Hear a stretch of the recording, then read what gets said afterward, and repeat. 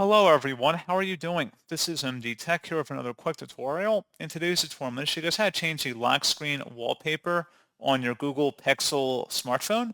So this should hopefully be a pretty straightforward process here, guys. And without further ado, let's go ahead and jump right into it. So all you have to do is just swipe up on your home screen and then select the setting gear button. Go ahead and select that. And then scroll down and select the display and touch tile. And now scroll down again underneath appearance, select screensaver. And then if you want to have screensaver on or off, just toggle it on or off here. And you can either have the clock, you could do different colors, or you can customize it with photos you have in your Google Drive account.